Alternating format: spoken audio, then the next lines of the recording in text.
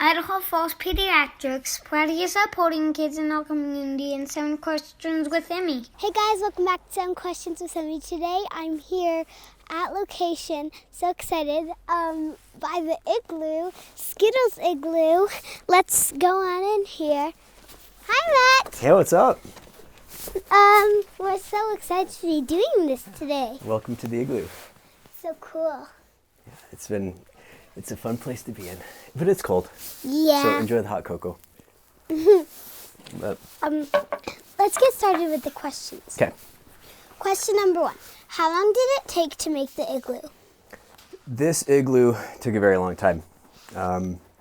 So the problem this year is that the weather was just really difficult to work with. And so we got up probably to about this high at like mid-December, and it got so hot that the walls were about to break. And so just for safety, I had to knock it down. And then it got better temperatures just around like right after Christmas. We were able to get the rest of it built.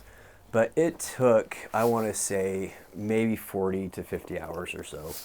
And of course, this is over a lot of time, and I had all the kids helping me, but it took a while. It's cool you have toys in the wall. Yeah, just to make it a little bit more exciting, we put a few toys in all these. Made sure to get Mario and Luigi. Last year was a lot easier. We actually did 3 igloos last year in the amount of time that it took to build just this one. But it's fun. If people want to do it, it takes a lot of dedication. But I did make a YouTube video if people want to learn how to do it. It's pretty easy. You just get lasagna trays, fill them with water overnight, put some food coloring if you want to, and then you just use kind of like a slush, and it's almost like laying bricks. How long did it take you to make the Hot Wheels tracks? Yeah, so Hot Wheels tracks, it kind of depends. When we started off, it was just kind of like a simple run, and so this didn't take too long, but as we've kind of evolved with the Hot Wheel tracks, kind of tried to recreate as much of Mario Kart as we can, it does take a lot more time. And the thing is, this is more of a hobby. It's not like, it's just something we enjoy, and so it kind of is a fun thing for my kids to do with me. And so it depends on the track. Some of them have taken, sometimes I feel embarrassed. Like one took almost 80 hours to make, but it was fun. The thing is, when I'm talking about 8 hours, it was like 3D printing things, getting the scene set up. The thing is, if you enjoy doing something, it doesn't feel like work. It's a fun challenge. It's something where, we try to just make things awesome, and it's fun to make awesome. Yeah. So. What's your favorite chalk art that you've done? Yeah. So chalk art, my favorite chalk art is always going to be the Halloween ones. We really like Halloween at our house. We did like a Peanuts version of like when the Great Pumpkin's coming. That was the first 2 years, but 2 years ago was my favorite. We did Nightmare Before Christmas. And it was about the time I started using a little bit different chalks that are called pastels, and it just looked so cool how vibrant the colors were. And that year I had a little more time to kind of to draw it out, to prepare it, and I like Nightmare Before Christmas, and I think it turned out really well. Again, these are all hobbies, and the thing that I most enjoy about it is that it brings smiles to people's faces.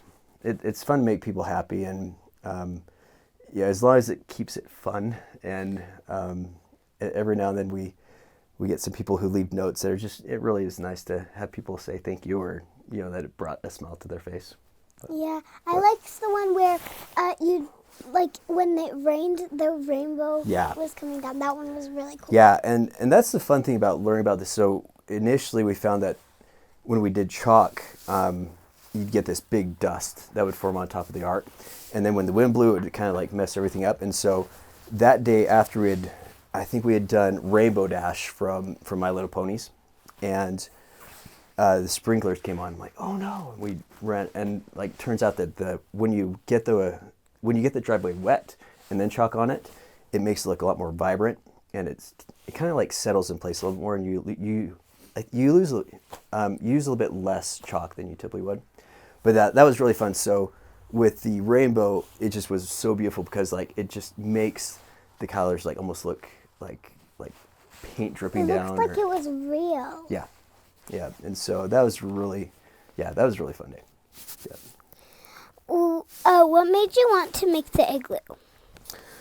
Yeah, so the majority of stuff we do is just, I don't know why we do it. It's like, hey, that sounds fun, okay. And so we moved to Idaho from St. Louis, and our very first year here, we did the arch of St. Louis in our front yard. So if you ever go to St. Louis, there's this amazing landmark called the St. Louis Arch. And just to remember St. Louis, we did that. And then the next year, we decided to build a big fort. And that was in our front yard. The kids like playing that, throw snowballs. And then I want to say, 2 or 3 years ago, I said, all right, kids, what are we going to do this year? And we had this crazy idea to do an igloo. And so last year is when we did that.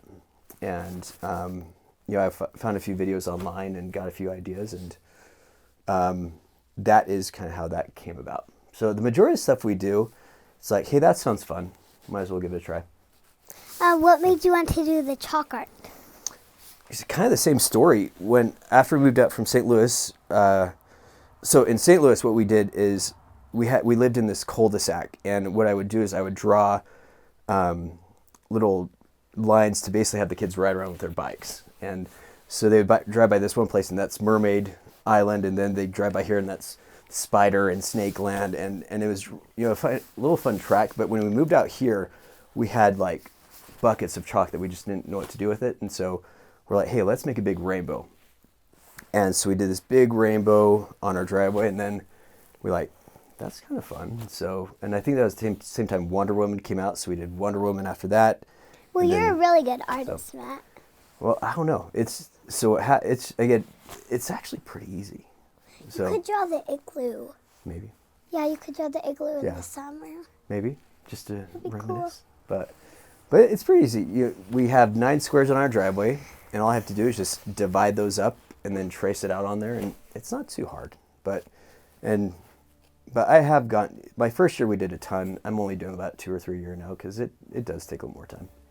But it's fun. Question number 7. Mm-hmm. What advice do you have for me?